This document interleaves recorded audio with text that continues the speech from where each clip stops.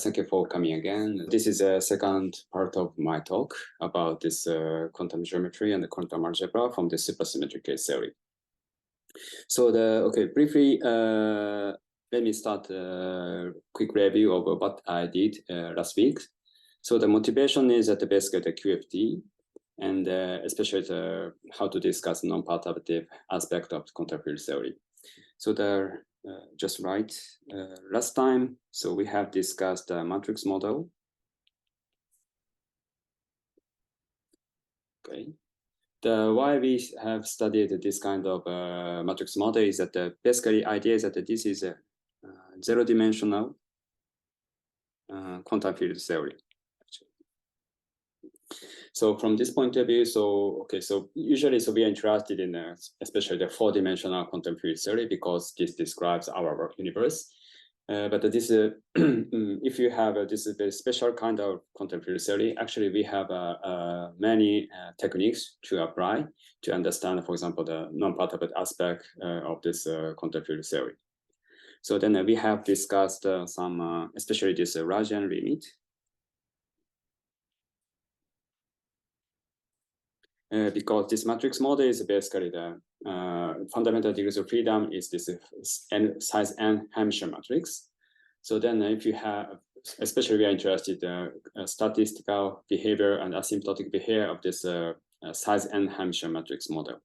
So especially we are interested in this Radian limit because in this context, so this n, 1 over n has a nice correspondence to the Planck constant because if you write a Perturbation function of this matrix, so just otherwise, let me use already the diagonal form.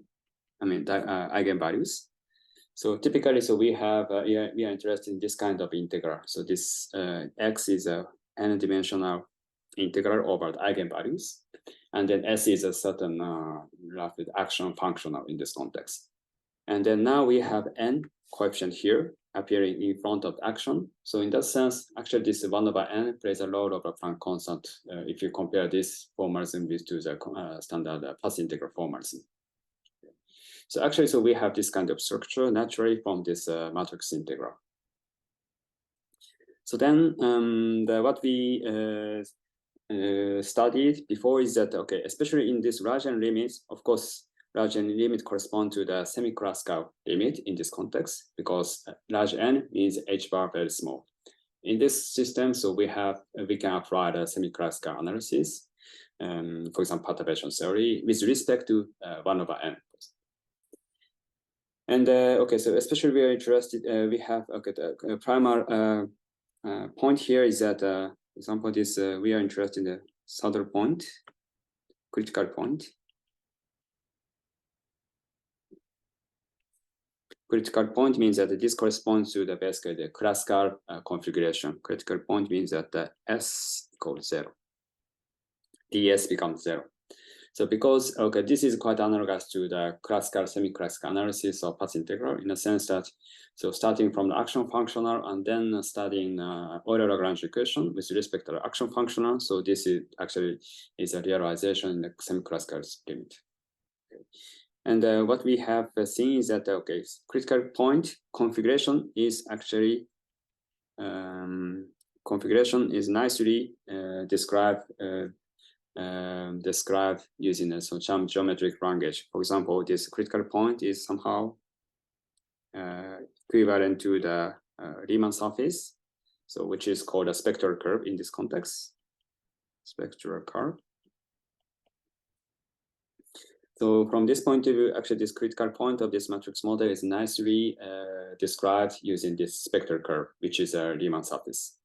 And then using this spectral curve, so we have discussed several statistical quantities like eigenvalue distribution and so on.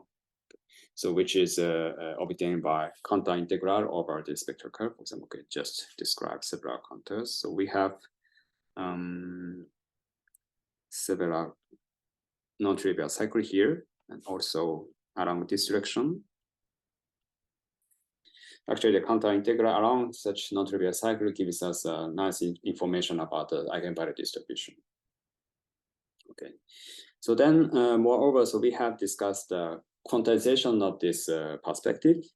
So because this spectral curve is, okay, so let's write sigma as some complex value, the parameters. Actually, the zero locus of some algebraic function gives rise to this algebraic curve. Okay, so this is a classical description, but the quantization means that the quantum curve is, okay, so just replacing h, x, and y with some operator. So with canonical commutation relation.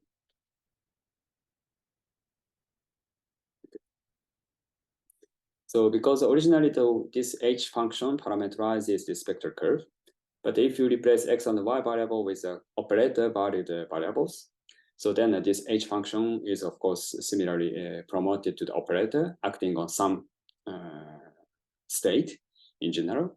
So then in this context, actually, so we can construct a quantum curve, which, okay, this is just a naming, but the quantum curve is given by replacing x and y variable with operator valued variables, especially this x hat, y hat obey this canonical quantization relation.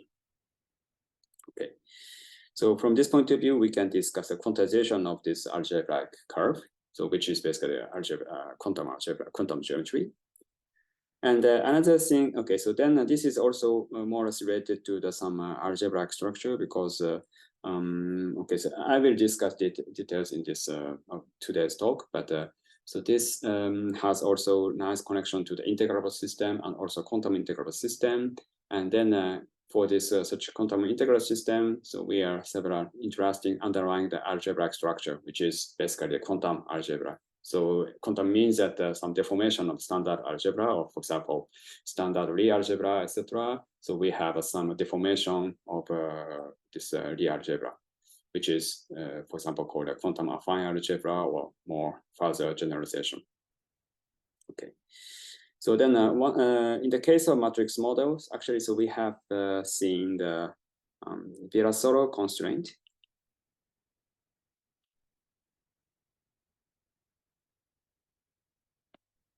So which is described as follows.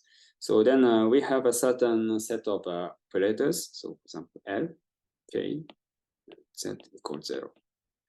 So with this L, K, sorry, these L operators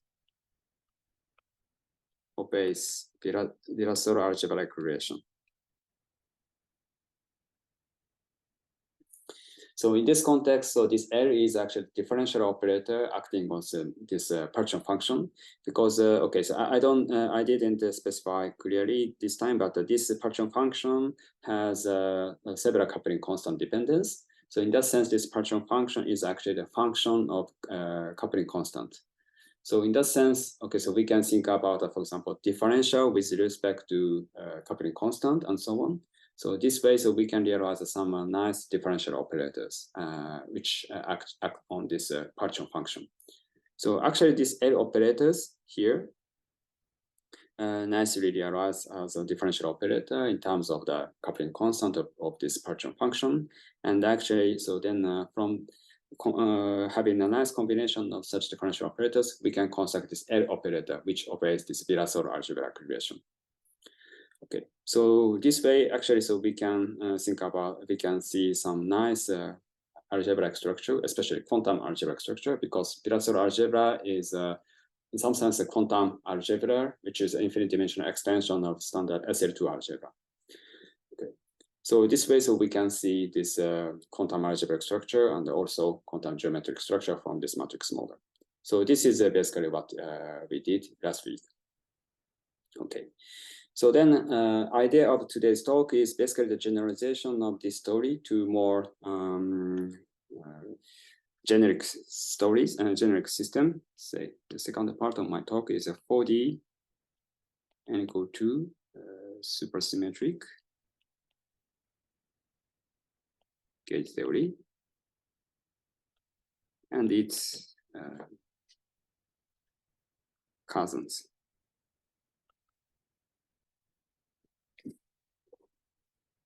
Okay, so the reason why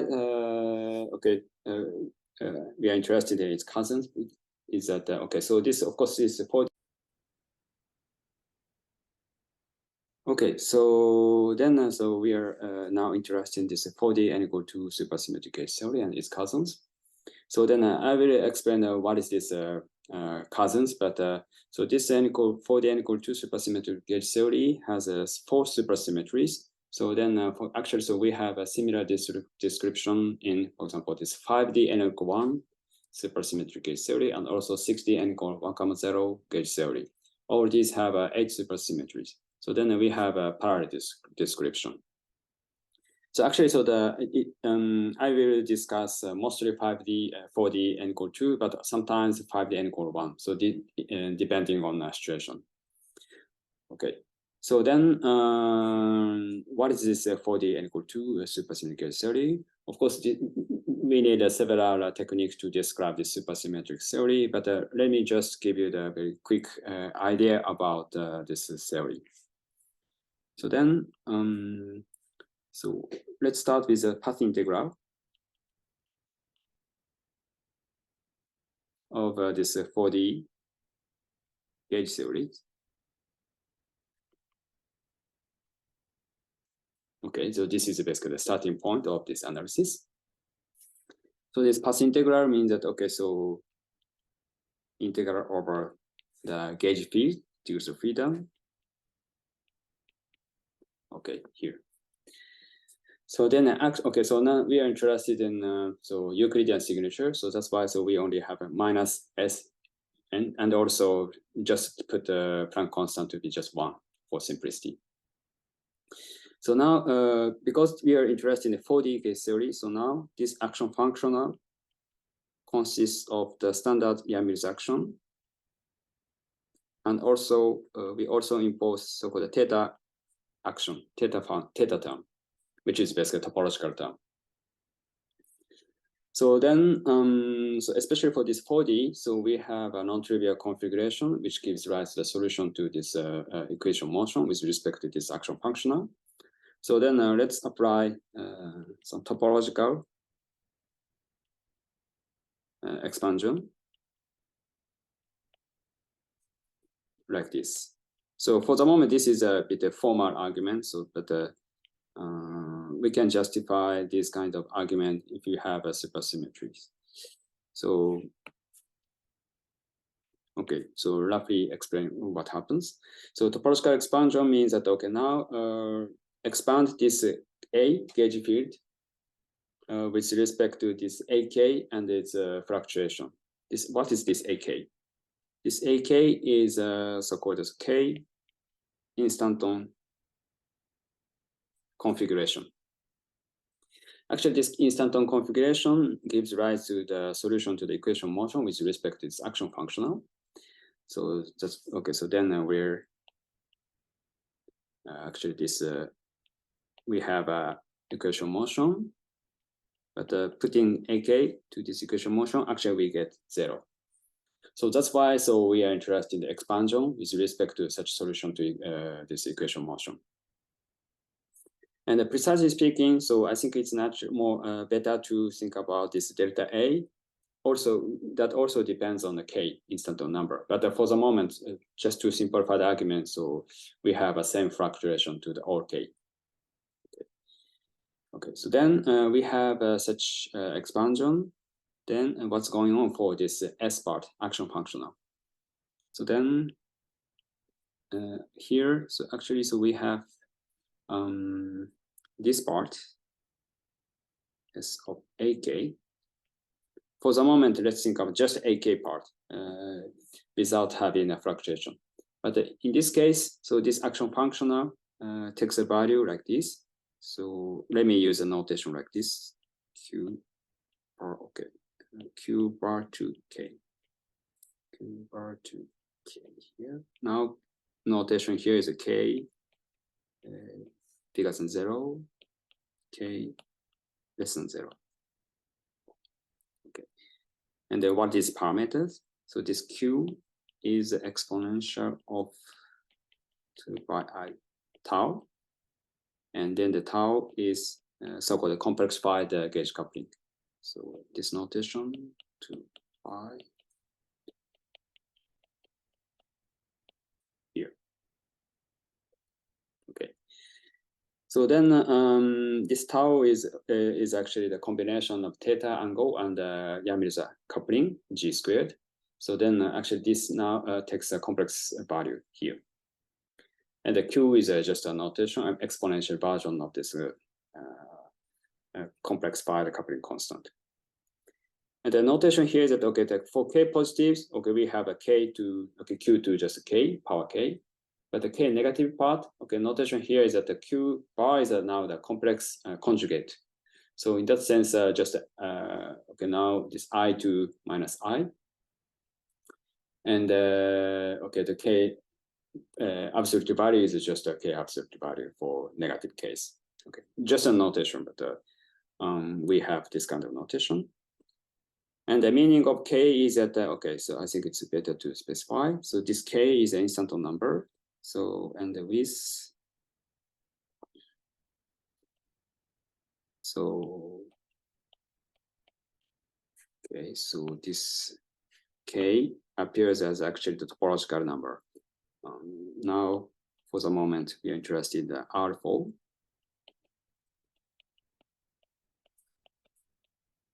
Okay, here. So integration over this FHF gives rise to now the integer value, okay, up to some normalization. So this gives you the just integer valued number, which is K in this case. And now, okay, so then actually this K has this kind of topological interpretation, which is a second Chern class integrated over this R4 in this case. And now, okay, so in the case of K positive, in this notation, so this corresponds to the instanton. And the K negative, in that case, this is the configuration is called anti-instanton, this notation here. Okay, so then having this kind of configuration, so what happens for this Perturbation function? So in general, so this K can be arbitrary in the sense that, okay, so we have, for example, 0 instanton configuration or 1 instanton configuration, etc. So then in that sense, path integral is originally integration over all the possible configuration over the connections. So in that sense, we should take into account all the possible configuration, say all the possible instanton configuration. So then we should take summation over the, for example, 0 instanton sector, 1 instanton sector, etc. So then actually in this context, from this point of view, function should be given by infinite sum over the instanton sectors. So then, okay, let me write what's going on for this Perturbation function. Okay, so then, okay, the Perturbation function is written like this. Okay, but of course we have a fluctuation part, but okay, I don't go into this fluctuation part, but anyway, so we have a fluctuation part and also configuration like this. So then the first is K equal 1 to 50.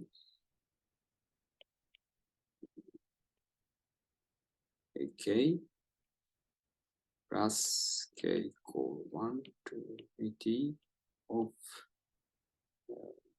bar 10 K.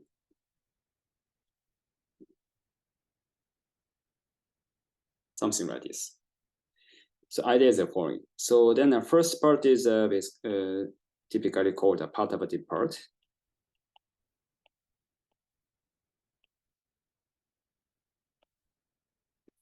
Of course, we have assumption like this perturbative part doesn't depend on each K sector. I mean, for every K, so we have the same perturbative part. So this is a assumption here. But up to this point, so first part is okay. So we start with a 1. So this corresponds to the 0 instanton. This corresponds to the 0 instanton contribution.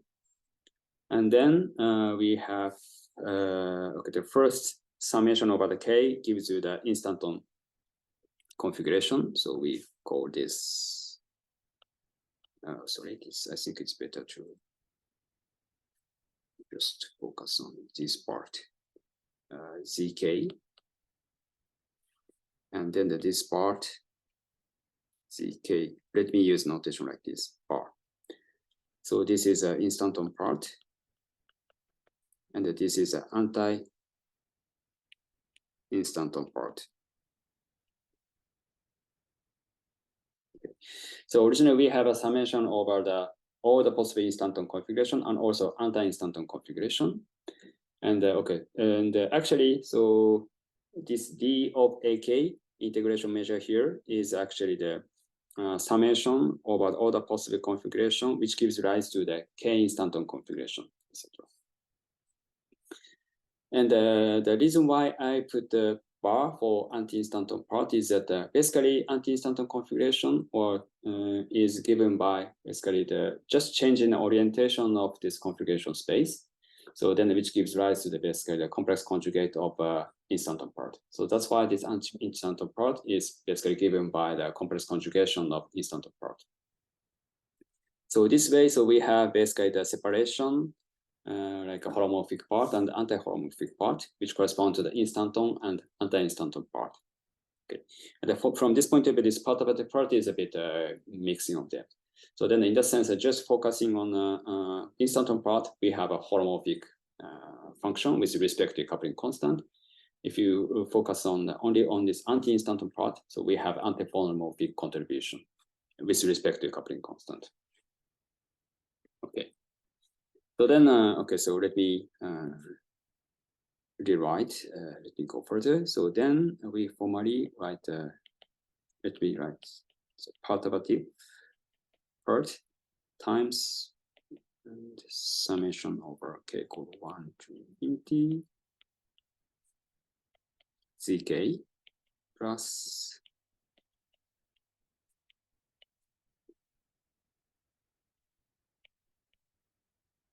okay, so now we have just a bar for everything. So now we have zk and the zk bar. Okay, bar is now taken to all the coupling constant and also this zk part. So that corresponds to the anti-instanton contribution. So then what is the meaning of this zk? So zk is basically integral over all the possible configuration that gives you the k instanton configuration. So then interpretation here is that okay, this zk actually computes the volume. Okay, so I will explain why this is called a volume, and with quotation mark of the k instanton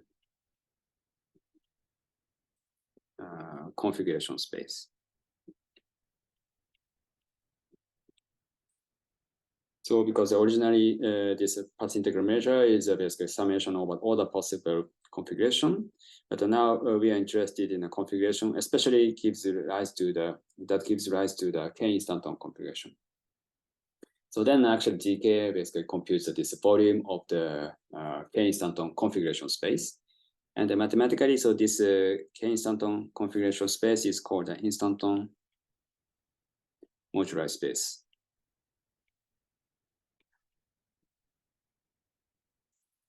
Especially, okay, so specifically this k instanton moduli space. Okay, so then from this point of view, especially, okay, so the part of the part is of course part of the part, but in order to understand the non-partitive perspective of this gauge theory, so we are especially interested in the behavior of this zk part, which takes into account this non-partitive nature of this theory. Okay.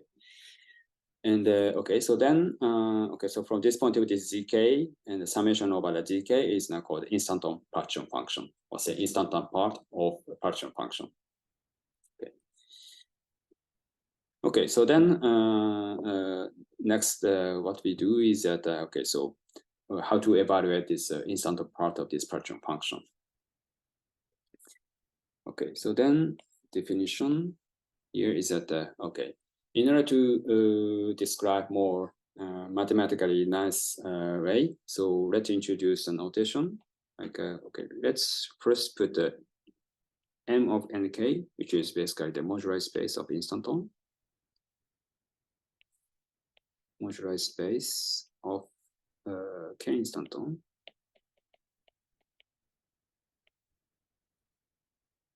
in UN Yamil theory. Okay, in this case, super Yamil theory, but R4. Let's think about this kind of configuration space, which is called a moduli space of k instanton in this UN supersymmetric Yamil theory. Okay, so then if you can evaluate this volume, okay, so that's fine. That should be the partition instanton contribution partition function. But actually, so we have several property here with the quotient. Actually, it's known that this moduli space, naively defined moduli space here, is actually non-compact. Non-compact and also singular. So in that sense, if you have a non-compact manifold, that volume should be the infinite. So in that sense, if you naively define this moduli space and the naively compute a volume, that should be just an infinity, because this is non-compact manifold. So then in that case, okay, so we cannot have a nice physical quantity from there. And also if you have a singularity, so then integral or just a volume, maybe again diverging, etc. So then from this point of view, we need some regularization.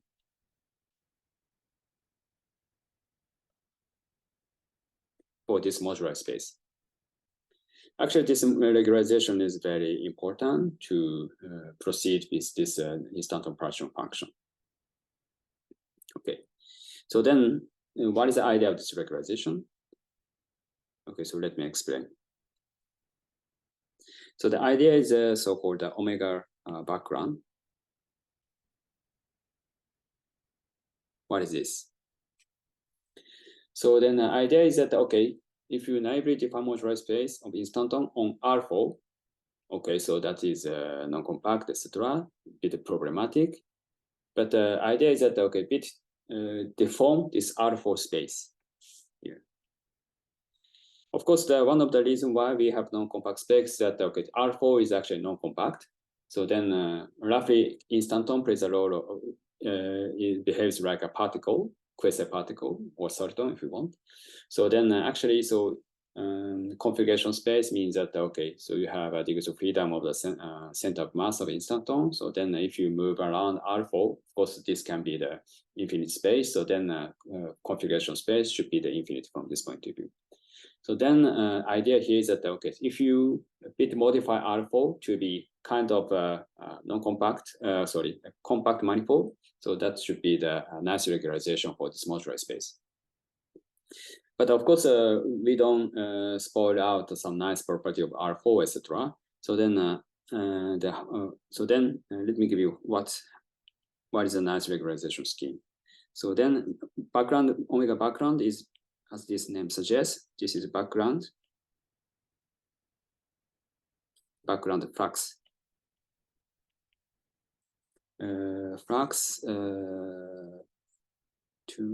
Background flux to confine instantons.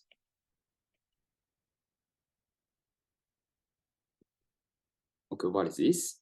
So the idea is the following. So actually, the following argument is quite analogous to the quantum mechanical particle in some background flux, typically magnetic field, etc.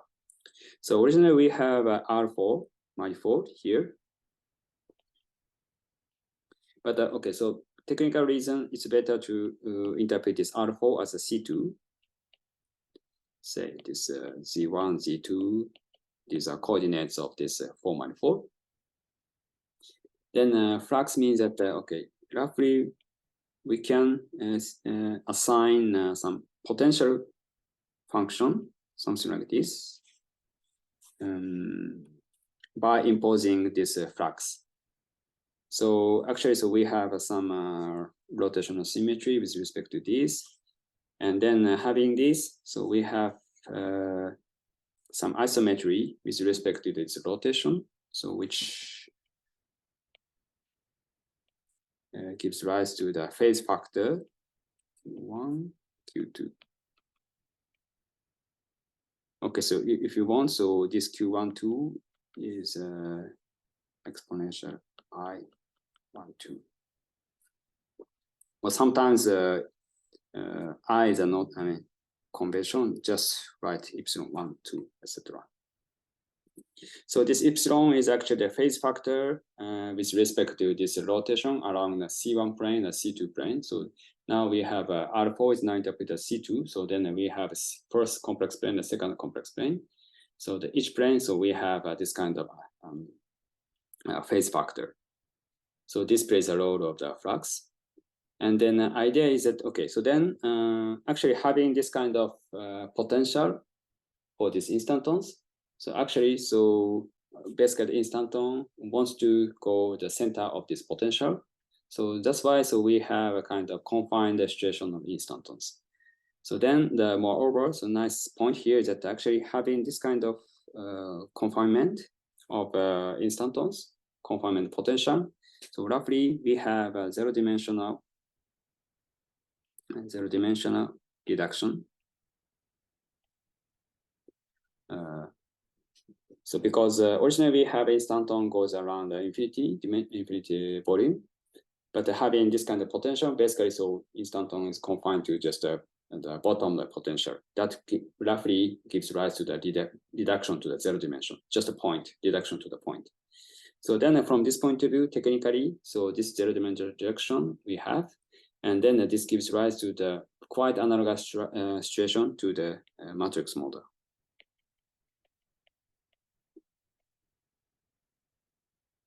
Say.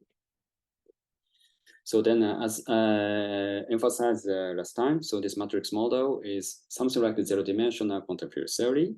And then we have a lot of techniques to compute several quantities.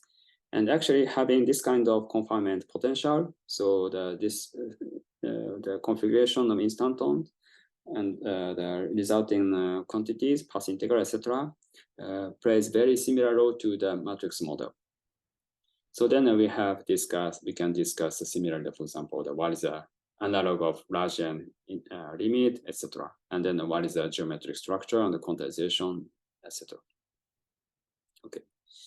So then let me remark why this background flux gives rise to this confinement potential, and also more details of this structure. Actually, this idea is quite analogous to, as I said, Landau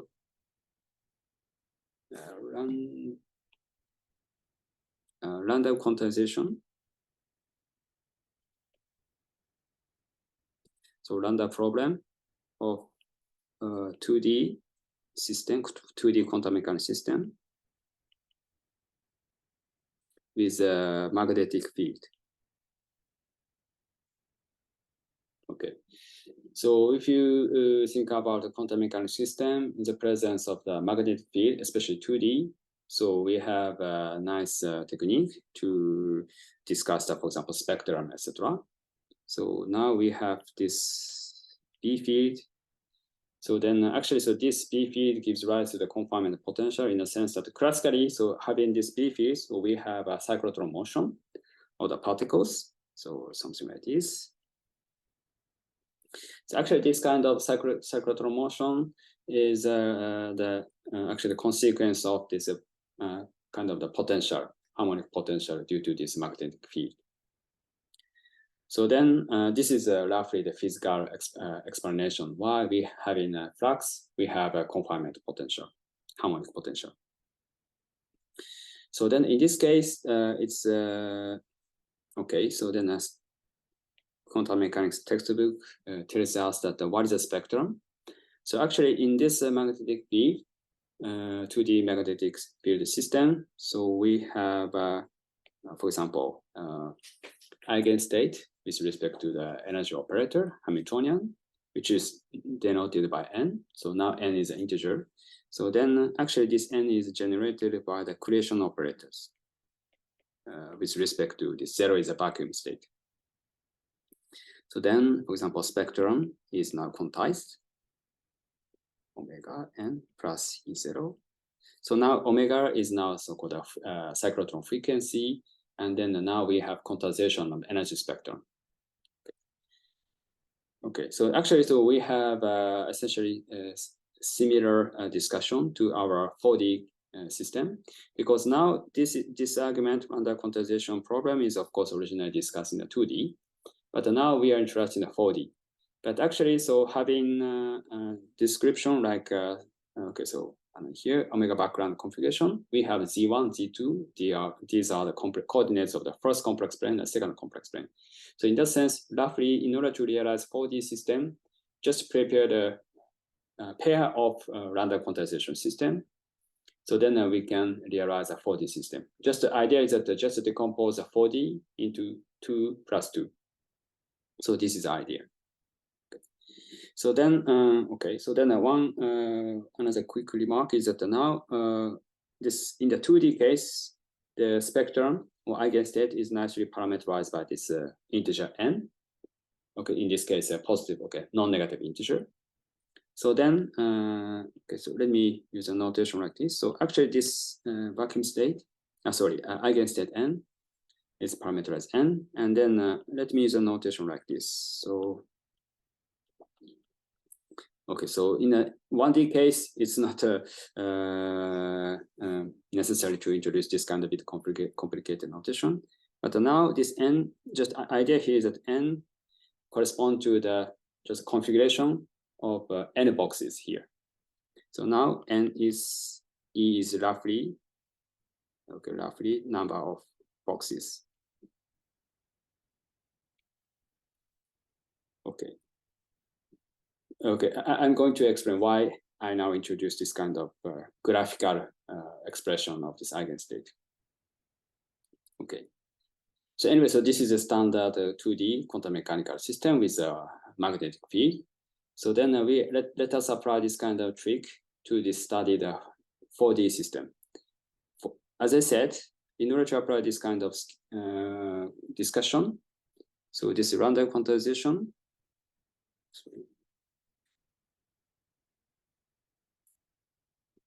So random problem.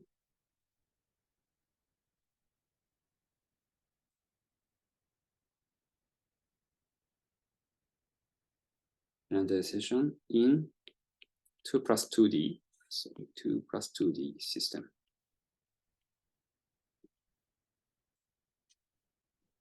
Okay, so the idea is that now we have our first complex plane, the second complex plane.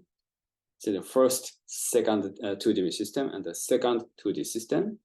So for each 2D system, we have a magnetic flux. Okay, so roughly speaking, it's a bit difficult to draw, but now we have C1 plane and also C2 plane. So now having flux like this direction and also this direction. Roughly speaking, B1 and the B2. So each direction we have a confinement cyclotron motion like this. Okay. So just combining a two-dimensional system, we can basically realize a 4D situation. So in this case, what kind of eigenstate we can get from this random quantization is that actually now, okay, so, okay, I don't discuss all the details, but roughly, so we have C1 direction and the C2 direction, and then we have a stack of boxes like this.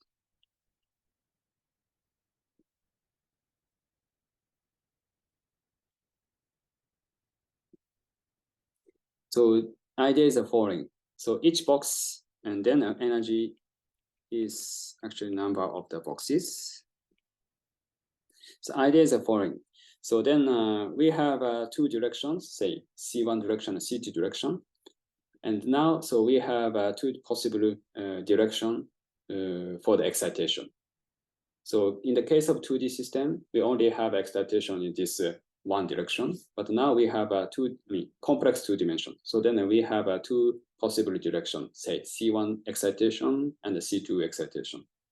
In order to describe this kind of excited state, in general eigenstate, so we have a two-dimensional graphical expression like this, that I denote by lambda here. So this is, okay, from this point of view, I think it's now clear why I introduced N expression like this. So which is complex one-dimensional analog of this bottom description. Okay. So then actually, from this point of view, actually stack of boxes in two dimension. So actually this is has a nice connection to the mathematical concept, especially combinatorics. So this is actually called a Young diagram. Or sometimes, okay, it's equivalent but a 2D partition. Okay, so this way, so this is complex 2D, DR4D system with a magnetic flux, say this flux background. So this corresponding state is nicely parameterized using this Young diagram or 2D partition combinatorial way. Okay, so of course this is a bit very rough idea, but actually we can justify this kind of argument. So starting for more mathematical description of moduli space of instanton, and then describing so-called a fixed point, etc., and then what is a group action, and then actually, so we can use this Young diagram to parameterize the instanton configuration in there. Okay. But okay, physically, so we have this kind of argument, basically the generalization of Landau quantization problem. Okay, so actually, so we can continue this argument to much higher dimensional system. Okay, now we have discussed 2D and 4D, say complex 1D and complex 2D, but actually we can generalize this to higher dimension. So okay, the same config, okay, the similar problem, Landau problem in DR6D system.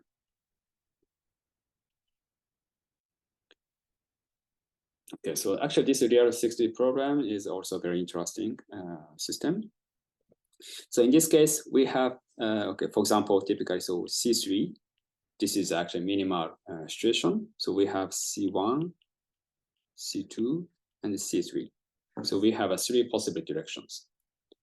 So in that case, I think it's not difficult to imagine what's going on. So now we have, instead of 2D partition, but we have now, say, pi state, which is something like the three-dimensional configuration corresponding to, say, C1 direction, C2 direction, and C3 direction. And actually configuration is parameterized by, for example, the combinatorially like this. Okay, it's a bit difficult to draw, but something like this. Okay, so this is, okay.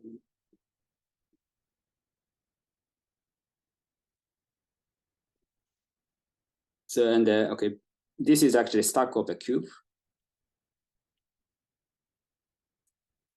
Actually stack of cube.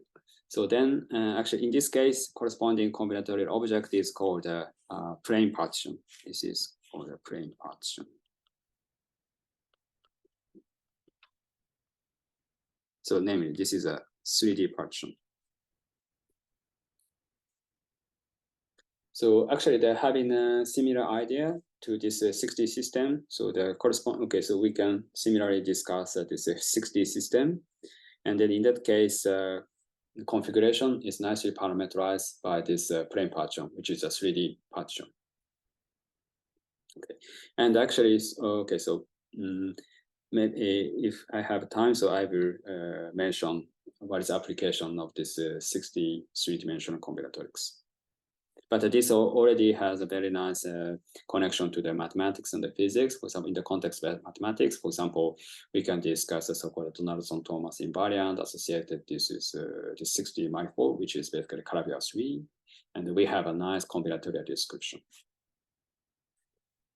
Okay, But for the moment, let's focus on this real 4D, say complex 2D situation. Okay, so having this kind of description, what we can say about this partition function, because we are originally interested in what's a partition function. And then let us say proposition here. The partition function, say instanton partition functions. Function of this 4D equal to and UN supersymmetric theory. So we're interested in R4, but now it's better to convert this to the C2. It's actually given by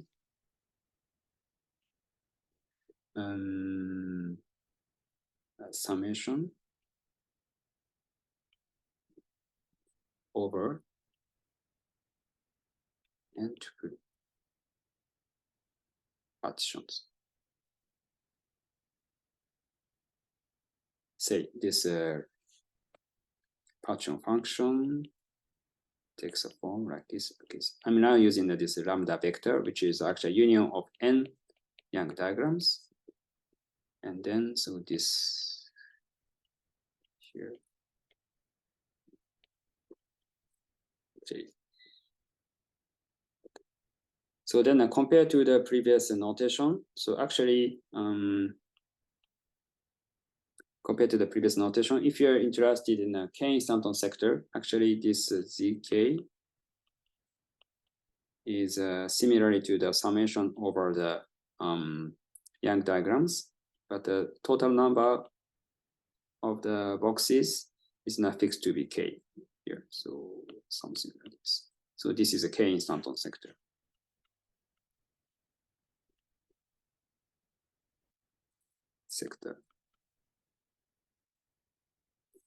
So because we are interested in all the possible, for example, configuration instanton, for example, 0 instanton, 1 instanton, etc. So then just if you're interested in all partition, full partition function, say instanton part.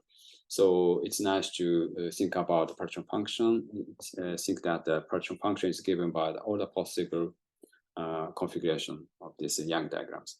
And actually, okay, I didn't explain the details, but if you start with this UN theory, actually we need n set of the partition to parameterize the configuration. So that's why so we have nth group partitions in general for this UN theory. Okay. And okay, so it's not so much important for the details, but okay, so just give you the idea of expression. What is this Z lambda? And then, okay, C lambda is actually a configuration, I mean, some function which depends on choice of this Young diagram, this partition. So for the UN case, so let's, okay, the full details are not so much important, but okay, so how this function depends on the parameters. So now, okay, there are several equivalent expressions, but let me use one of these. So this is, okay, it's a bit long expression, but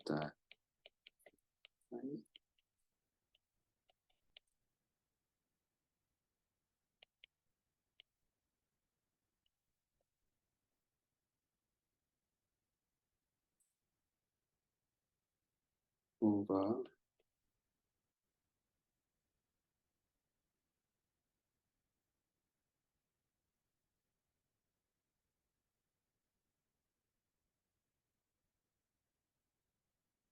okay, actually denominator and numerator almost same expression, but slightly different. Actually, the final, this +1 is only the difference between the denominator and numerator. And then the parameter here appearing here is actually this A alpha, for example,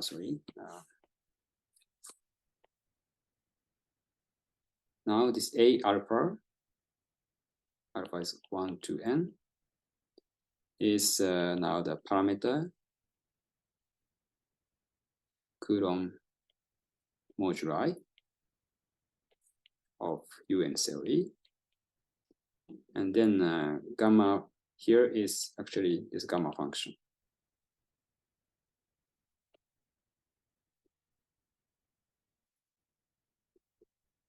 Okay, so then we also have epsilon 1, 2 parameters, but these are basically the fluxes applied to this C2. Okay. So then we have a bit complicated expression, but this is really explicit, and this kind of expression is called a Nekrasov-Perchon function. And actually, there are several equivalent expressions. So this is one of these. And then I think there's another more famous combinatorial expression of Nekrasov-Perchon function, but it doesn't matter. So in my talks, I don't specify the full details of Perchon function, but it's just to tell you so how to write explicitly this Perchon function here in terms of this lambda, etc. This lambda is actually the information about this Young diagram. Okay. And okay, so this is a Perchon function for this 4D equal 2 theory. But actually, it's okay. Let me give you the quick remark. So actually, there's a very analogous story to the 5D situation, basically the cousin of this 4D equal 2 theory. So then, for example, there's an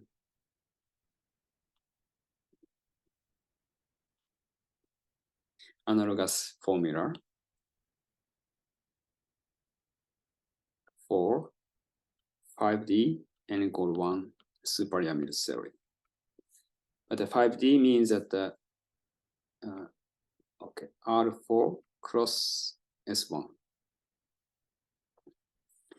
So so this is not the arbitrary, 5D theory arbitrary geometry, but R4 cross S1 direction. So compared to the previous situation, so we have just additional S1 direction. So from this point of view, this theory is interpreted as a KK Karzak-Klein theory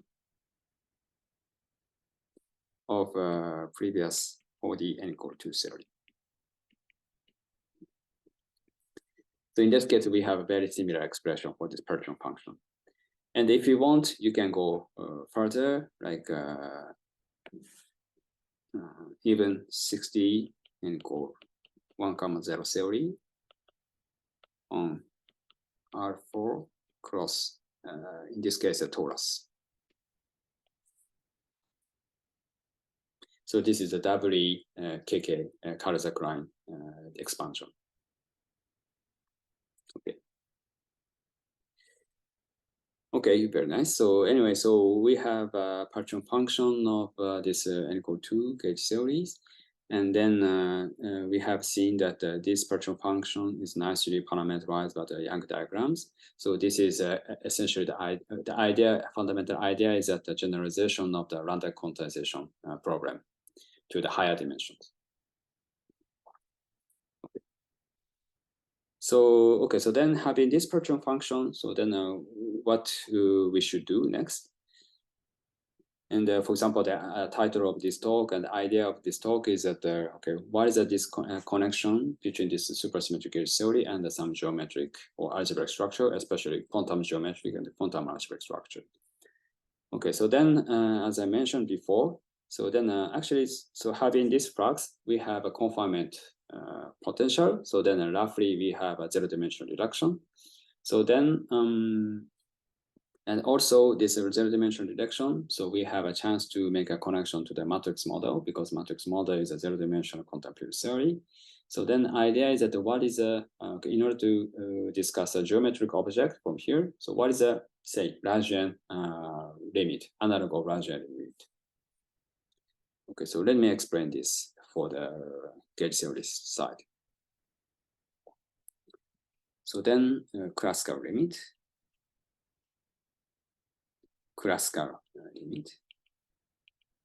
So idea is the following. So originally we have epsilon parameters, epsilon 1, 2, but taken epsilon 2, let's take epsilon 1, 2 to be 0. The idea is that originally we have epsilon 1, 2, this is a flux. So then originally we have this kind of harmonic potential situation. Of course, we have one direction, a second direction. So that's why, okay, so we can consider the zero-dimensional reduction effectively. So we have, say, I'm now using a notation epsilon1 depending on epsilon1, epsilon2. So roughly this is a zero dimension due to this confinement potential. But having turning off this epsilon1, 2 parameters, say fluxes here. So of course we can go back to original flat situation, C2. So this is roughly the limit from the zero dimension description to the original 4D description, because epsilon1, 2 are originally introduced to regularize a situation, but we are originally interested in 4-dimensional physics. So then from this point of view, if you turn on epsilon1, 2, turn off epsilon1, 2, so we should have some 4-dimensional information. In other words, so this epsilon1, 2 are originally taken to regularize the instant modular space. And then actually, so this epsilon1, 2 plays a role of a regulator. So then we are interested in what's going on if you, again, turn off these regulators. Okay. And actually, so having this, for example, since we have expressed a formal partition function like this, so then we can discuss what is the behavior of in the limit epsilon1, 2 to 0. Okay. And okay, so actually it's known that in this limit, this partition function behaves like this. Originally, we have a summation over the Young diagrams, this counting parameter. But in this limit, so actually having an expansion, so okay. Okay, so we need a bit change of expression, but typically, so this epsilon, sorry, z contribution, z lambda behaves like this. So this is, okay, so if you want, so you can rewrite this partition function in the following way. If you want to, for example, you can use a starting formula for the gamma function to have this kind of expression. So then the idea here is that now, okay, now we have this kind of expression for this partition function. So then we can apply some semi-classical analysis to this situation. Because if we have exponential, in the exponential, we have 1 over epsilon1, 2. So then if you have epsilon1, 2 very small, so typically, so we have an analog of the saddle point approximation. So then this is essentially the semi-classical analysis from the path integral formalism. So then, so this can be approximated like this. And then, so, but now we put several configuration in, which is basically, okay, so then what's here is that this is a critical configuration.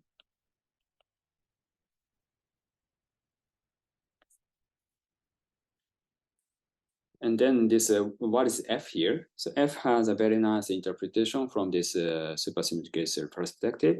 And this F is so-called a Cyber-Witten prepotential. Potential of 4D and go to supernomial cell. Okay, so actually, so for the 4D n equal to supersymmetric theory, it's known that there is a nice geometric approach, which is called Cyber-Witten theory.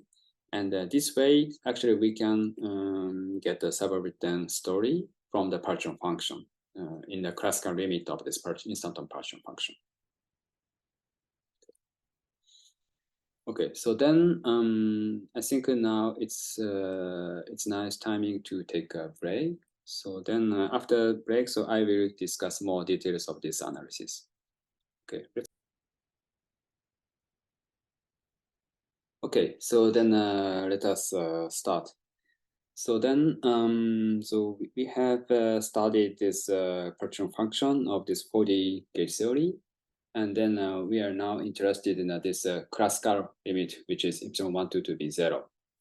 So because having these epsilon parameters, so we have a flux, so which confines this instantons. But originally we are interested in physics of this 4D system. So from this point of view, we are interested in behavior in the limit like epsilon 1 to be 0. Okay. So then in this situation, so this projection function behaves like this, what I here. Okay, so right here. So actually this epsilon 1, 2 plays a role of kind of the Planck constant because epsilon 1, 2 is very small. So we apply similarly the semi-classical analysis. The crucial difference is that, okay, standard quantum mechanics or quantum field theory, of course, path integral is the integral over the continuous variables. But now in this case, we have a slightly different situation in a sense that, I mean, summation is all the possible discrete set because this is a combinatorial 2D partition. But the idea is similar in the sense that we can still apply the very sharp profile of this function in this limit. So then we may apply the approximation here. Okay, so then actually in this limit, so we have a nice interpretation such that this F has a nice, directly interpret the suborbital potential of this 4D gauge theory. Okay. So then let us discuss a bit of details of this, how to discuss this critical configuration and what is a geometric object appearing here. Okay. So then, especially, so what is this critical equation or saddle point equation in this context? So because originally standard saddle point approximation, of course, this approximation integral, but now this is a discrete sum. So then what is the saddle point equation? So in this case, saddle point equation, say this critical point equation is given like this. So, okay, so we're interested in the behavior of this contribution of partition function. Say I'm now using a notation like this. Becomes 1. So this lambda and the lambda plus box is has this kind of interpretation. So we have this lambda state like this. Okay, something like this. So then let's put one more box. Okay, somewhere. Of course, this is not unique, but let's think about just attachment of additional box here. Then compare these two contributions.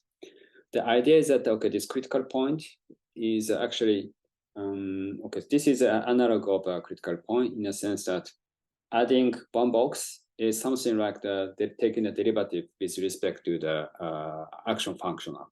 So then near the critical point, so this contribution doesn't change and a small change of variables.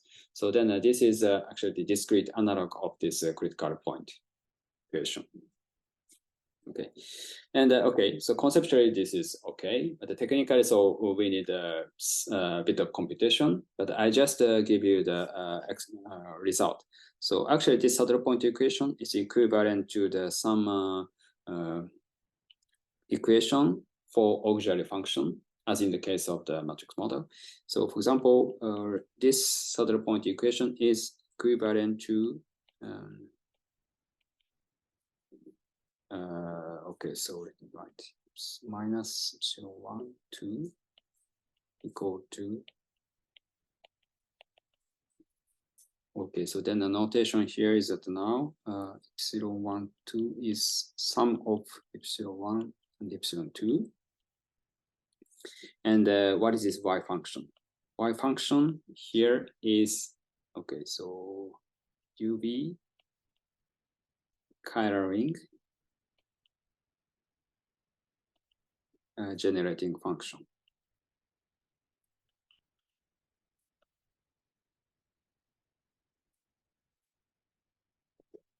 So then in the case, in the context for the supersymmetric gauge theory, so we have a nice family of observables, which is called a chiral ring.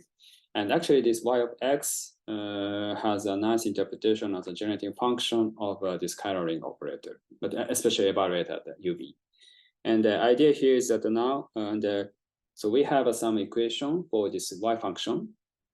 And then, okay, now of course depends on the q parameter, which is a coupling constant. And the right-hand side of this expression is actually a polynomial.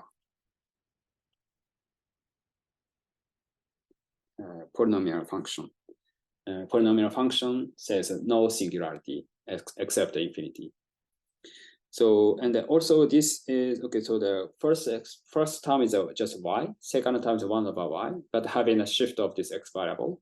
So in that sense, saddle point equation is now equivalent to the difference equation with respect to this y function, which is basically the auxiliary function. And actually, so compared to the case of the matrix model, actually this y function is quite analogous to the exponential of this resolvent. Sorry, this. So, okay, if you remember the previous lecture, so in the analysis of matrix model, so we have introduced auxiliary function, which is called a resolvent. Actually, this y function plays a very essentially same role as a resolvent function in this analysis of the saddle point equation in the case of the supersymmetric gauge theory. So from this point of view, okay, so compared to the matrix model case, the Rajan analysis and the critical point equation is equivalent to differential equation with respect for this auxiliary function resolvent. In the case of Suji gauge theory, so in the analysis of this critical point equation, and okay, the critical point equation is equivalent to the difference equation for this auxiliary function, which has now interpretation as a chiral ring generating function. So then, of course, we have a slight difference like a differential equation or difference equation, but the idea is very similar. So, okay, so then idea here is that now, okay, so then this is critical point equation. This is a difference equation. But of course, this shift here is going to be 0 in this classical limit. Okay. So from this point of view, in the limit of epsilon wanted to be 0, so this is not a difference equation anymore, but just an algebraic equation because this is a y and a 1 over y without having a shift of variables. So this is just a second order algebraic equation for this y function. So then we have this kind of proportion then. Okay, so then we have actually the cyberbritting curve. This algebraic equation has direct interpretation as a algebraic function which describes the cyberbritting curve. Cyberbritting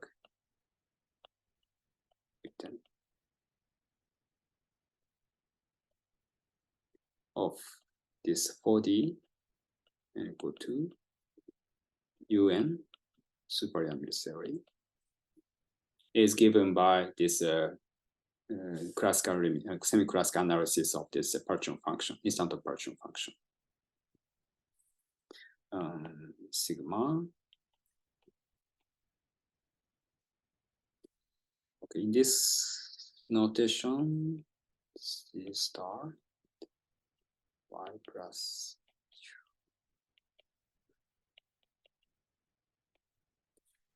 Okay, now this T of x is a degree x polynomial.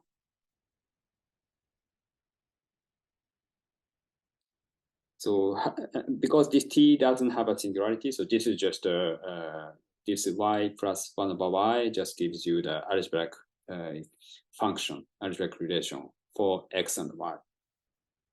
Okay, and then okay, y is okay takes a value in a C star because okay, it is a technicality, but it doesn't it doesn't become the 0. Okay, anyway, so this is actually the degree 2 with respect to y. So then this is actually the hyperelliptic curve. So then if you have this kind of figure, okay, Actually, so resulting Riemann surface has a genus n-1. In the case of SU2, we have genus 1. And then, okay, so having this, we have several non-trivial cycles. Say A1, A2, AG. And then also we have B cycles. B1, B2, BG. So we can construct this kind of algebraic curve, which is now called a subaverting curve. Actually, okay, so from this point of view, we have this kind of combination of y function that actually comes from the analysis of saddle point equation, say critical point equation, with respect to the instant approaching function.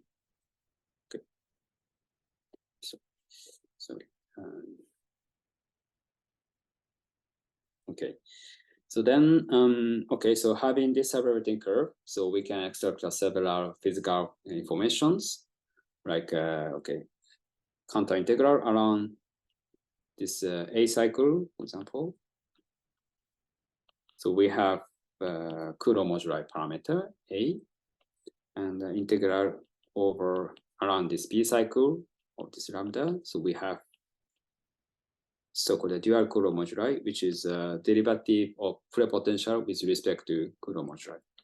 And this lambda here is now given by dy y. So this is so-called the subaverting differential. So in the case of the matrix model, so this expression lambda is slightly different. Okay, so just a quick remark is that in the case of matrix model, lambda is x dy. So in that sense, it's slightly different, but idea is very similar. So having classical analysis, semi-classical analysis, and then the saddle point equation, critical point equation, so which is actually equivalent to the algebraic equation in the semi-classical limit. And then we can get the Riemann surface, algebraic curve, and then having this Cantor integral around non-trivial cycle of this algebraic curve, so we can get information about this moduli space and this physical quantities. Okay. Okay, so then this way, so we can get a subaverting geometry. Okay, in the semi-classical analysis of this instant approaching function. Okay, very nice. So then, okay, so having this algebraic curve, so what we can do next? So actually, so that if you remember the case of matrix model, so okay, we have discussed okay, we have an interpretation like a spectral, this kind of algebraic curve as a spectral curve or matrix model. And in the case of gauge theory, so we have an interpretation as a subaverting curve. And after this, so we have discussed okay, try to quantize this kind of structure. And actually, so the next what we want to do is that is the question like is it possible to quantize this kind of structure for this gauge theory side? Okay, so then before going to the bit of details, so let me give you the quick remark about this kind of structure. So then, okay, in the case of matrix model, so we use a notation like a spectral curve, and actually this terminology like spectral curve originally comes from the okay. Not necessary, but it has a cross relation to the integrable system. So, okay, so actually, let me give you the bit of remark about the correspondence between gauge theory and the integrable system. So the correspondence between this gauge theory and the integrable system.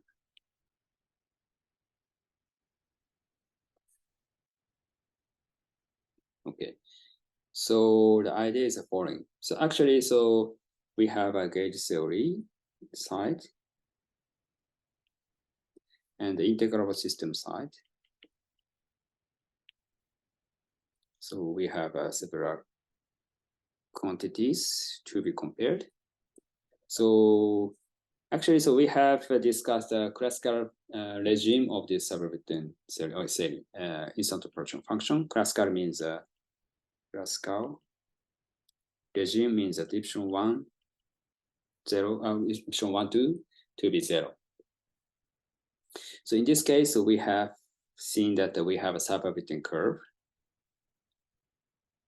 appearing from the critical point of this production function. And actually, this subaltern curve is directly interpreted as a spectral curve of certain classical integrable system. This is a spectral curve. Typically, so this subaltern curve is identified with a so-called spectral curve of the Toda integrable system. And also, if you change a bit the theory, so spin chain type integrable system, and etc.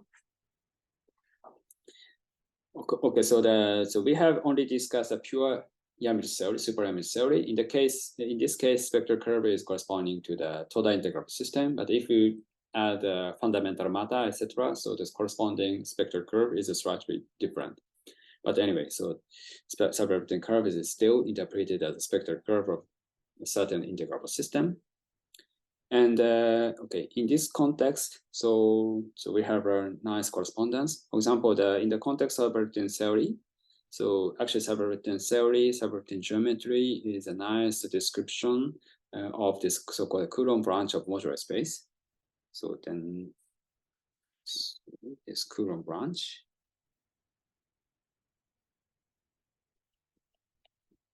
of modular space of vacua. So then from this point of view, the Coulomb branch of this modular space of vacua is now translated to the phase space. Phase space of some classical integrable system. Okay, so we have this kind of correspondence. And then a gauge theory side. So, okay, so I briefly mentioned that, for example, nice family of operators, which chiral rings. Chiral rings landing operators are interpreted as a conserved quantities or conserved Hamiltonians.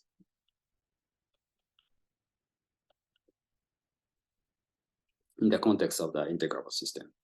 So typically integrable system, so we have sufficiently many conserved quantities. So that actually guarantees the integrability of the system. So then actually this has a nice correspondence to the chiral ring operators in the context of the case theory. So by the way, so this kind of correspondence was discussed by just after the subaltern paper, and for example, the several people like Martin Warner for this generic form of Toda integrable system, and also Donag Witten, etc. So many people discuss this kind of connection between the gauge theory and the classical integrable system. Okay. Okay, very nice. So we have this kind of a nice interpretation and correspondence. So then the question is that, okay, now this is in correspondence at the classical level, because corresponding integral system is just classical integral system. But actually, so we have a quantization of this story, which is quantum. So if you remember the story of matrix model, actually 1/n correction or 1/n plays a role of Planck constant. So in that sense, finite n gives you some quantized the situation. And actually, so in the case of gauge theory, so actually these epsilon parameters are analogous to the Planck constant. So then the first step is that, okay, so we have two epsilon parameters. And let's take this kind of situation. Epsilon 1 is, say, taken to be Planck constant, while keeping epsilon 0 to be 0. Let's think this kind of situation. And this limit is so-called Nekrasov-Chatashvili limit. So actually, this Nekrasov-Chatashvili started this kind of limit of Pearson function to discuss correspondence between gauge theory and the quantum integrable system. So then what is the dictionary here? For example, the cyberfitting curve. Instead of cyberfitting curve, so we can discuss a quantum cyberfitting curve. So this is actually the quantum curve with respect to this cyberfitting curve.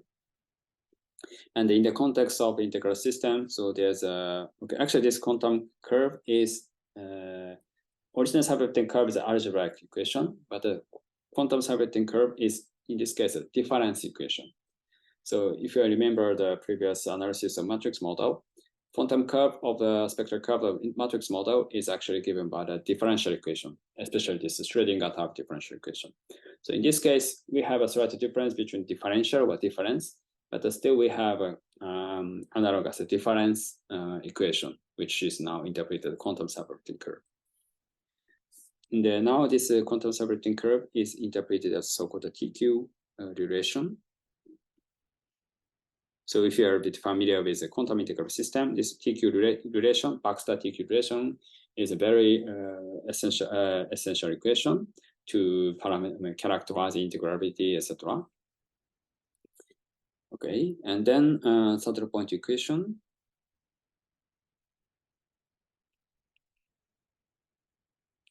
In this case, what's a critical point equation is actually interpreted as a Bethe-Ansatz equation.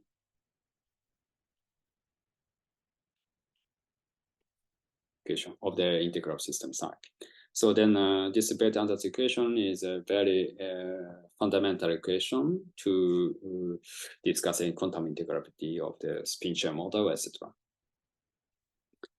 And okay, in this context, okay, so in this Nekrasov-Chatashvili limit, okay, so sorry, in the classical situation, so we have a prepotential, cyberfitting prepotential, which naturally appears in the classical limit. But in the case of this Nekrasov-Chatashvili limit, instead of prepotential, so we have a so-called twisted superpotential. Twisted.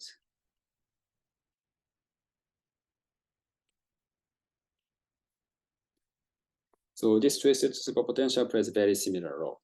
And again, this twisted superpotential has a nice interpretation as a so-called yang-yang functional. So which plays a very important role in the context of quantum integral system. So this way, actually, we have a nice correspondence between gauge theory in this Nekrasov-Chatashvili limit and the quantum integrable system. Okay, so nice. So we have this kind of very interesting correspondence between the gauge theory and the integrable system. Okay, but for the moment, so there's a natural question okay, the gauge theory side, originally we have two parameters, epsilon 1, 2. So then taking epsilon 1 to be 0, okay, so we can discuss classical limit. But still, we have one more parameter. I mean, NS limit, we only use one of these parameters, but we still have epsilon 2 parameter in general. So then next question is that, okay, what is the dictionary for generic epsilon 1, 2 without taking a special limit? So in this case, so we have more or less so double quantum situation in the sense that epsilon 1, 2, both of these generic. I mean, without taking any special limit, for example. So in this case, what is the correspondence? So in this case, we have, for example, the Pearson function of this this gauge theory. So this has interpretation as some special correlation function of this conformal field theory, which is called a conformal block. Okay. And similarly, so we have a cyberfitting curve, say W quantum cyberfitting curve. So this has interpretation like generating function, generating current, because this plays a role. This actually is an operator of, for example, Virasoro algebra or in general W algebra. So W algebra is a generalization of Virasoro algebra. Okay. And okay, so in this way, so this is more or less related to the actually quantum algebraic structure that we have seen for the matrix model in the previous time. So for example, this kind of correspondence is initially discussed by this AGT, Algebraic Tachikawa. So their observation was that okay, instant operation function is directly interpreted as okay. Actually, they checked that the equivalence of instant operation function and conformal block, which is a certain type of the correlation function in a conformal field theory. Okay, so actually, so having this kind of a doubly quantum situation, so then it's natural to think about some quantum algebraic structure because conformal block is associated with Virasoro algebra or its generalization double algebra. So this is actually the quantum algebra in the sense that the quantum deformation or infinity dimensional extension of standard Lie algebra. So in this way, so having this instant operation function, etc., so we can at the same time discuss algebraic structure and its quantization, say geometric structure, and then its quantization, say quantum geometric structure, and also quantum algebraic structure if you have a doubly quantum situation. Okay. So this is a bit big picture, and then let's discuss a bit the details of these stories. Okay, so let's first discuss this first quantization in the class-shattered story. Okay, so NS limit, which is epsilon1 is now finite, but epsilon2 is taken to be 0. So in this limit, what's going on with this partition function?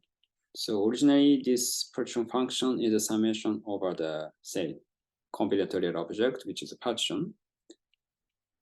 So as I said, we have this kind of behavior.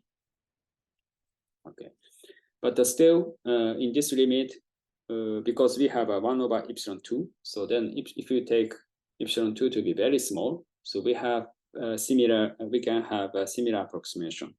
So in this case, taking epsilon to be 0, so we have approximation like this: 1 over epsilon 2 plus 0 plus, and then we have some critical configuration similarly. So then this W tilde is called a twisted superpotential.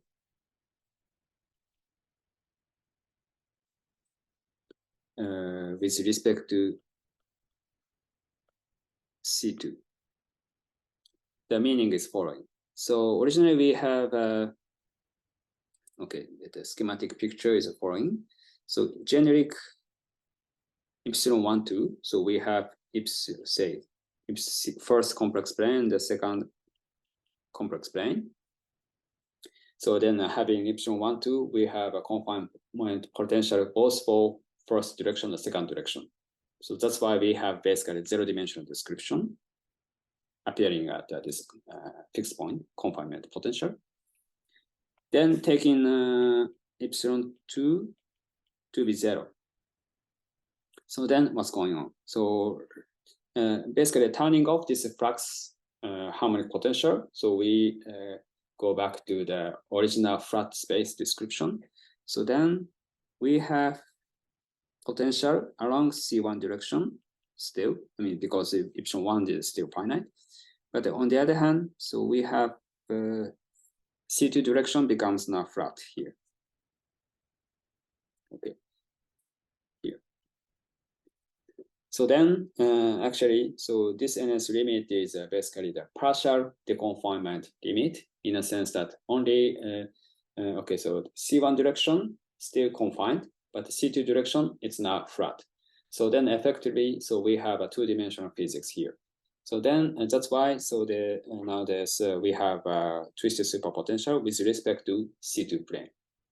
So now we have effectively 2D physics here. Okay, so then this is twisted superpotential, the twisted superpotential of this 2D n equal 2, 2 theory on C2. Okay, once we have this kind of superpotential, okay, so then the question is what is a supersymmetric condition, like F-term condition with respect to this superpotential. So then we have twisted, so F-term condition.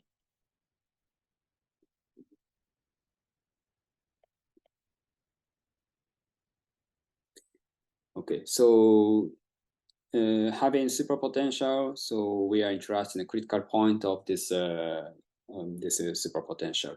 So actually, in this case, we have, it depends on the notation, but let us use this kind of notation here.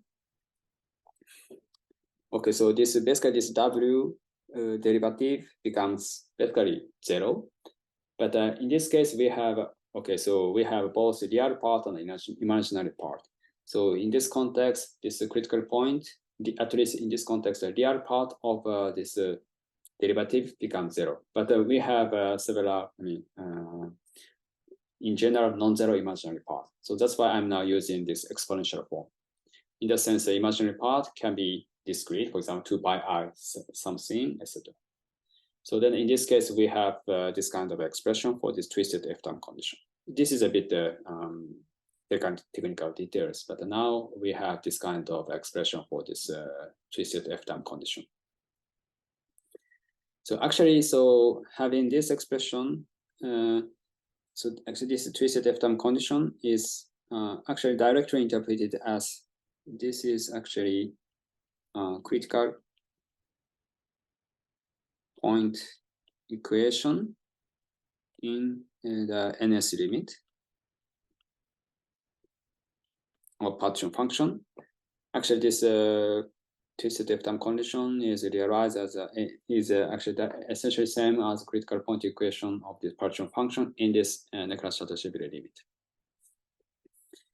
And in this case, what is the critical point equation? Because we have studied what is the critical point equation for general equation 1, 2.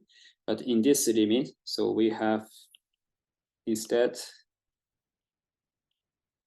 x minus epsilon 1 equals to several polynomial function in x. Okay, so in general, so we have a shift of this x variable slightly different because in the generic epsilon 1, 2, this shifter is x minus epsilon 1 minus epsilon 2. But just put in NS limit, say epsilon 2 to be 0. So we have this kind of difference equation. Okay, so this is again difference equation. So then, okay, now we have this kind of difference equation. But actually, okay, so just recalling the case of matrix model. Okay, so we have a several differential equation for auxiliary function, which is called a reservoir function. But in that case, that was actually nonlinear differential equation. So then, so we have discussed, okay, how to linearize this equation, because even this is a nonlinear differential equation, but this is so-called a Riccati type differential equation.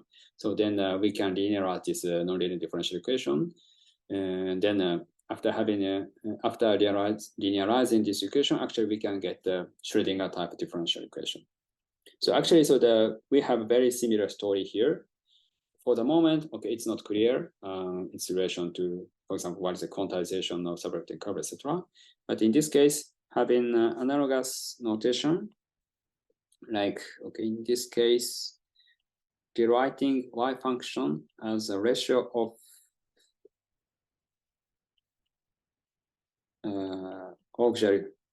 further auxiliary function, Q function. So in this case, actually the Okay, just rewriting this. So we have 2x plus epsilon 1, 2x. In this case, q of x equal to t of x, just replacing y function to be the ratio of these q functions here. But okay, so from this point of view, okay, so just rewriting, this is a more or less linear version of a difference equation, x minus epsilon 1 equal to tx qx. So we get this kind of difference equation for t and q. And in the context quantum integral system, so this is called a TQ relation. So in this case, this is a TQ relation for the total integral system. And actually, this TQ relation has a nice interpretation if you introduce this kind of notation. So let us, okay, Q inverse acting on this Q function. So where now this what is y hat operator? If you have a y operator to several function, so this is actually a shift operator. Plays a role of shift operator like this.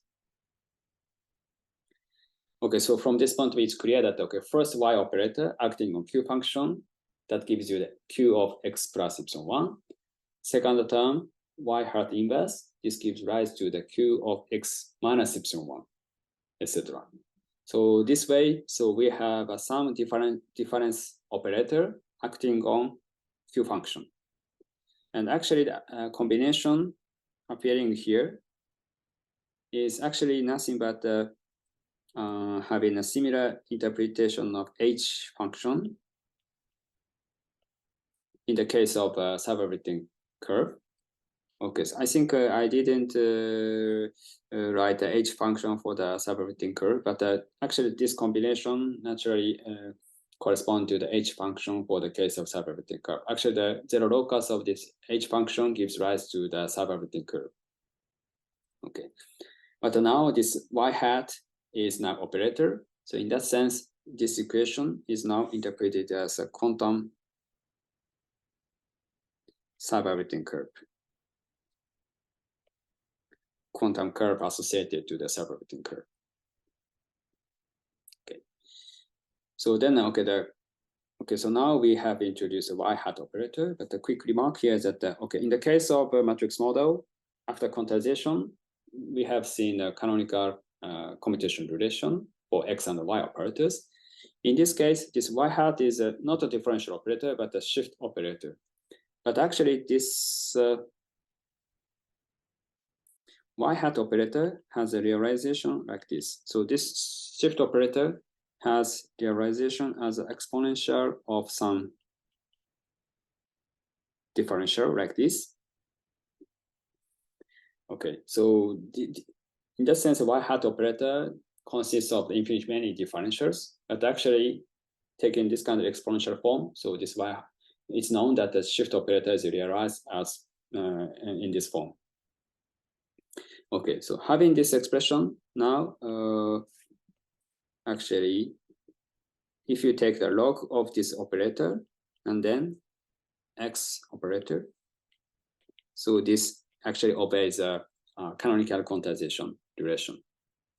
So now, okay, this just a x hat operator is just a multiplication of x here. So this way, so we have a slightly different combination, but actually we have essentially similar canonical quantization. So the reason why we have log y is so we have a natural interpretation because we have introduced a subwritten differential denoted by lambda. In this case, we have x of dy over y. But actually, so we have, if you want, dy over y is nothing but a log y, d of log y actually here. Okay. Having this expression, for example, originally we have a counter integral of subroutine differential is replaced applying the Stokes theorem. This counter integral is replaced with integral area, surface integral over the two form, where this omega is actually d lambda. So lambda is a one form, but omega is two form. So this is essentially the Stokes theorem. And actually, what is this d lambda? So this is actually the different exterior derivative of this lambda. The lambda was given like the x d log y. So then actually this is given by dx d log y here. So then we can see that we have dx and log y.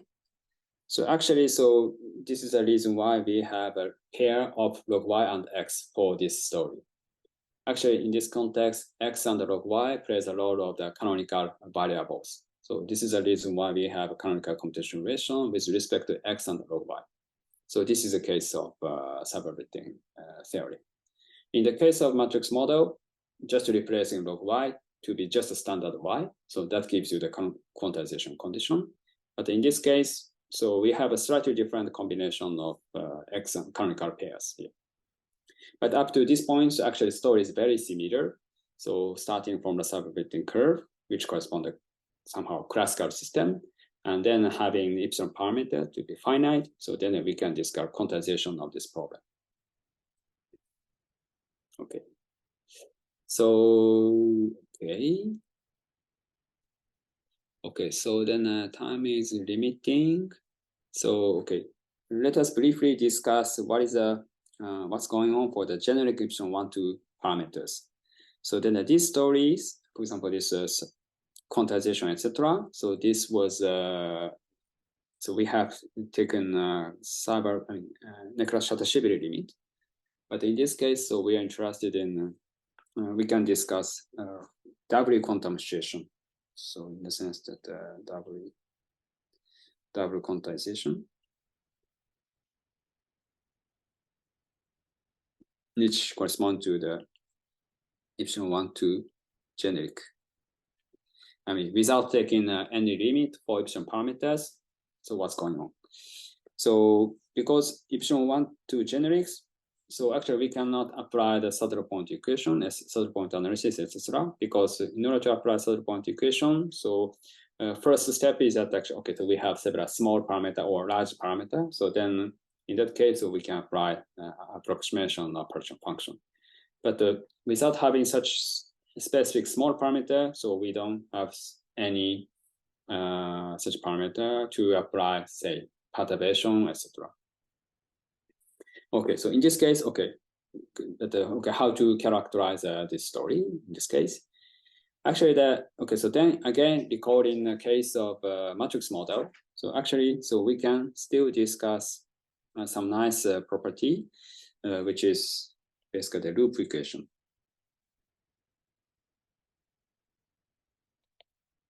So if you remember the matrix model analysis, so loop equation is was originally discussed.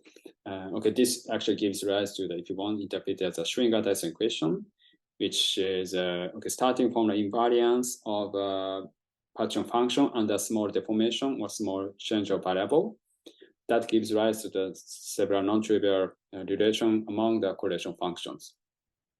Matrix model case, for example, we have discussed small change of variable like this, and then imposing invariance. So then we have often a family of equations among correlation functions. So in this case, okay, what is the variable change in this case? Because matrix model, of course, this is defined as a continuous integral. But in the case of instant operational function, so as I said, so this is given by summation over the partition, which is a discrete object here. Okay, so then in this case, what we should do? So then originally we have, for example, this kind of configuration, combinatorial configuration. But then let's think about lambda prime. Okay, in this case, here, plus one more box. Okay, so we have discussed this kind of treatment to discuss a critical point for this partition function. But actually, so having one more box or something is actually slight change of variable, because in the case of instanton partition function, fundamental degrees of freedom, here is a combinatorial object lambda. So then, for example, the lambda to lambda plus delta lambda is actually finite process. For example, having a box, or if you want, you can remove the box. Okay, if you want, you can remove the box. Anyway, so in this case, we have this kind of discrete process, which is expected to be analogous to the derivation of loop equation. So actually, this discrete process is analogous to the change of variable.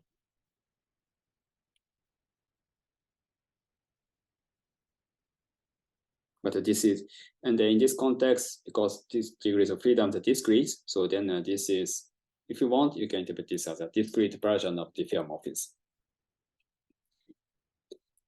Okay, so then a physical point of view, okay, so then having a box, adding a box or removing a box.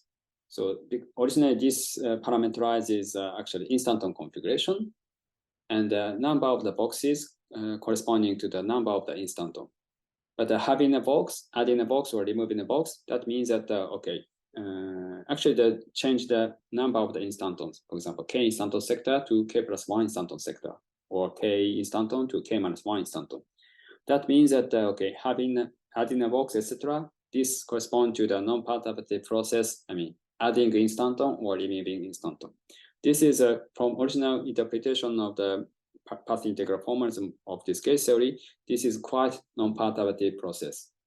So then the resulting Schwinger-Dyson equation is sometimes called then we can get a non-perturbative Schwinger-Dyson equation. Non-perturbative means that this is associated to the instanton adding removing process. Instanton adding and removing.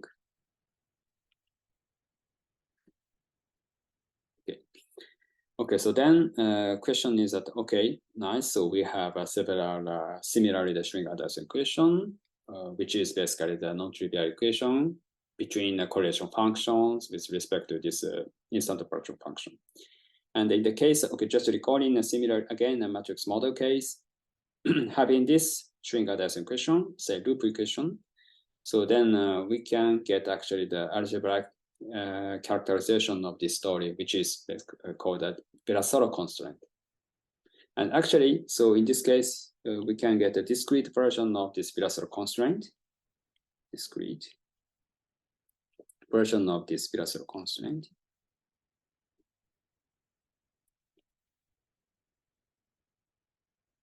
And okay, so actually, so this standard matrix model case, we have a characterization using the Virasoro generators, but this discrete Virasoro constraint is now organized by the so-called Q Virasoro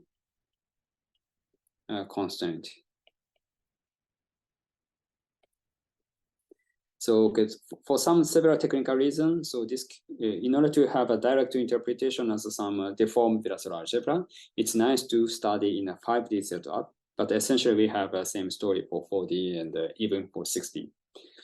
So, okay, so then the idea is that, okay, just recording a story for the case of matrix model, having this kind of using a diffeomorphism matrix version of this, so we can get the Virasoro constraint, Virasoro algebraic structure from the partition function of matrix model. So in the case of instanton partition function, okay, instead of having Virasoro constraint, but we can naturally get a discrete analog of this Virasoro constraint. And the corresponding algebraic structure is so-called Q-deformed Virasoro algebra, actually. So this way, again, from the Perturbation function, we can get some quantum algebraic structure. And this actually appears in the epsilon 1-2 generic. So in that sense, so W quantum situation of the instant Perturbation function actually gives rise to such a quantum algebraic structure. Okay, so then let me just give you the idea of this Q-deformed Virasoro algebra. Okay, it's a bit technical detail, so then I don't discuss the full details. Okay, so we have Q Virasoro algebra. The Q Virasoro again generated by infinitely many generators. So actually, so it's a bit complicated. So then OPE-like relation. Let us discuss OPE-like relation. So OPE, okay, so sorry, I think OPE for the standard case Virasoro, OPE that just quickly recalling what is this OPE. So if you have a product of generating currents of this Virasoro algebra, so we have C/2 plus etc. Okay, so sorry, I think it's better to write Z minus W T of W.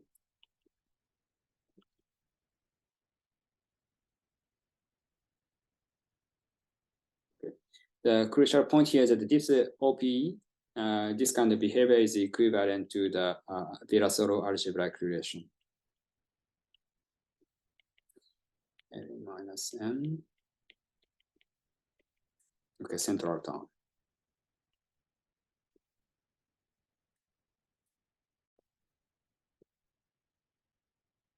So in the case of standard Virasoro, so okay, in the case of Virasoro, it's not so much difficult to write down this algebraic relation. So L-M computational relation just gives rise to this kind of relation.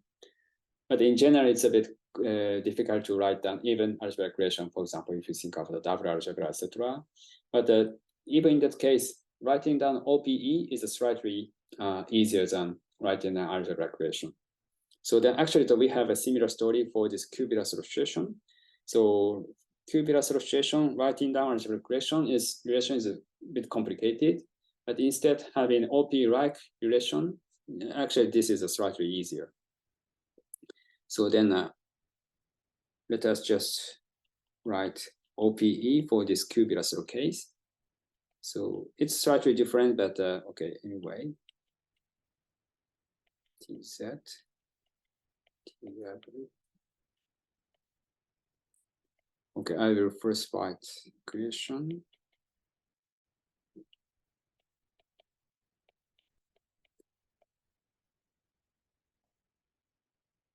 And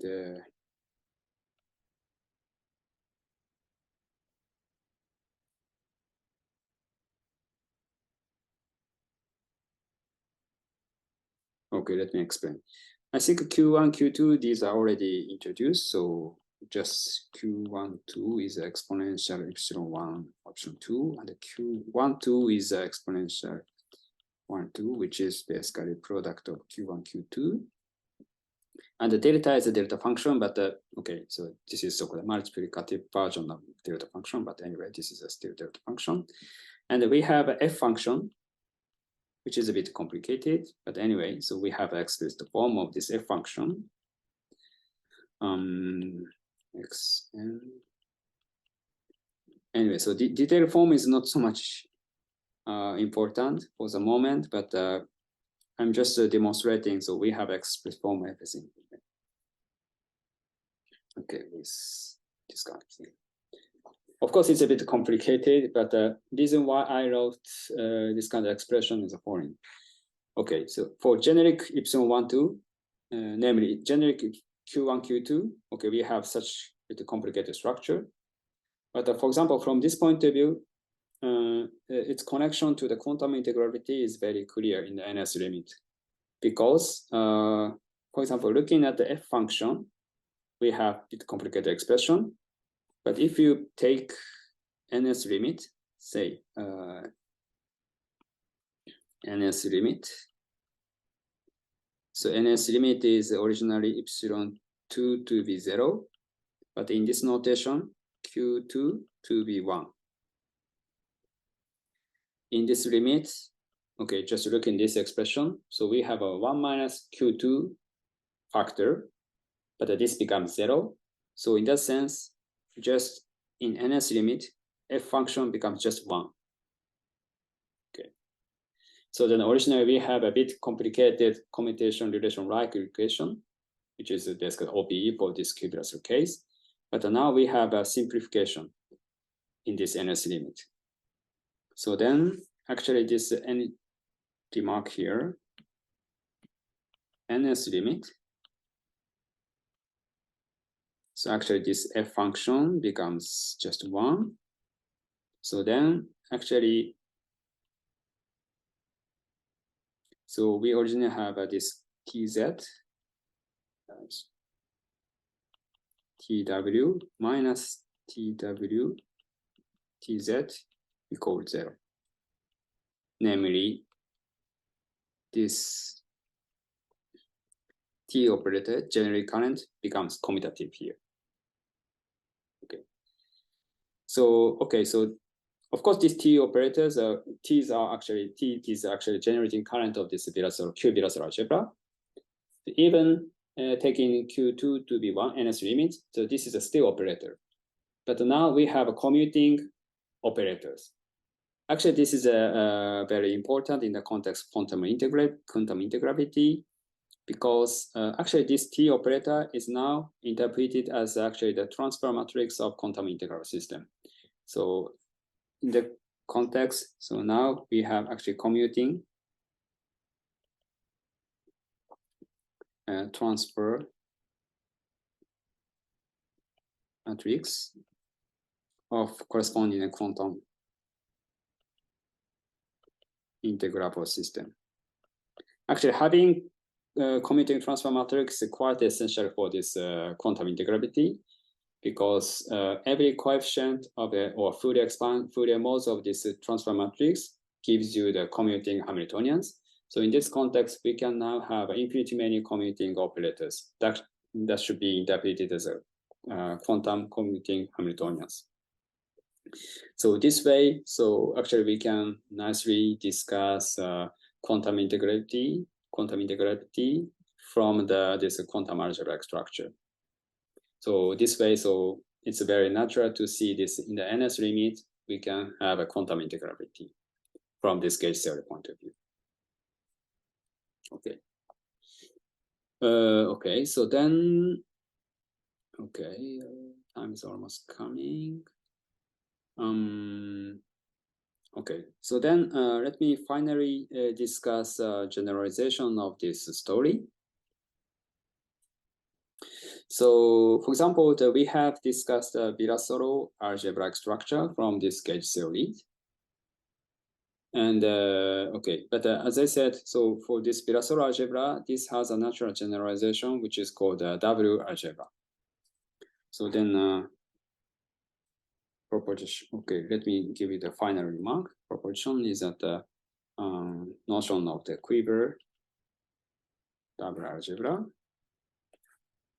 So this is okay. Just to mention my my work. So the idea is the following. So we have just discussed the standard superimage theory, but in general, so we can discuss the quiver gauge theory. Quiver gauge theory is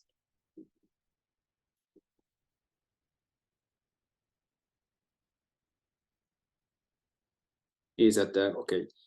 So typically, so we think about the gauge group as just a say unitary group, but in general, so we can think about the product type gauge symmetry. Okay.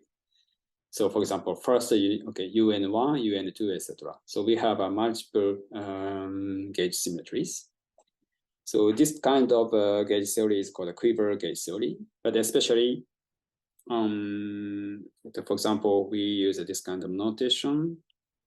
For example, first node correspond to the first unitary group, first gauge group, second, third. And this diagram explains, for example, first gauge degrees of freedom is interacting to the second one, but not interacting with the third one, etc. So this diagram explains how we have interaction between the gauge degrees of freedom. And this diagram is called the quiver diagram. And then, so then let me just describe the notation statement. So let this gamma to be a quiver. Quiver is basically the graph which consists of the nodes and edges here. For example, quiver is something like this: 3 nodes with these edges, for example. Then gamma quiver gauge theory.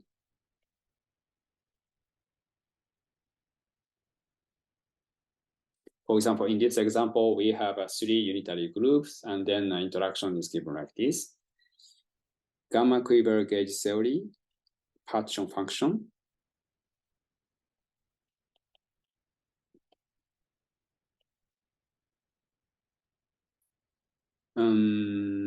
Obeys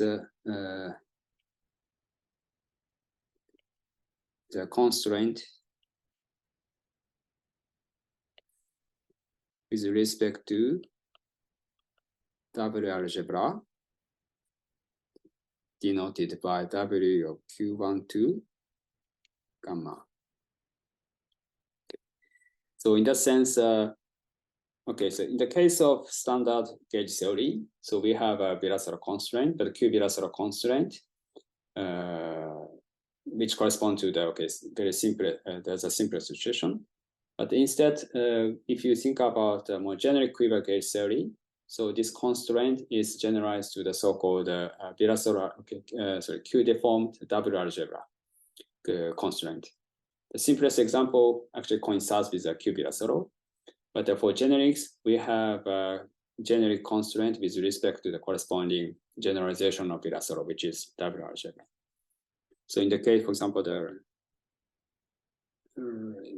if you have just a single node, so this is so-called A1 quiver. So in this case, actually, W algebra of Q12, so which is so-called A1 type quiver, is actually Q bilateral algebra. So this way, starting from the generic quiver gauge theory, so we have more generic algebraic structure. And then from this point of view, several cases, so we reproduce a non-W algebraic structure. But actually, so our constraint actually predicts the new family of W algebra. Actually, so from the just purely mathematical point of view, it's a bit difficult to see construct what should be the potential generalization W algebra, etc. But from our perspective, starting from gauge theory, so actually we can predict a new family of W algebra. For example, so if you think about the so-called affine quiver gauge theory, actually we can construct a new family of W algebra, etc. So this way, actually, this gauge using this correspondence, especially the quantum algebraic structure, quantum geometric structure of this gauge theory, so we can produce some new mathematical, we can construct some new mathematical object. And then, so this is actually the very alternative approach to the standard mathematical formats. Okay, so then I think it's nice to stop here. So thank you for your attention.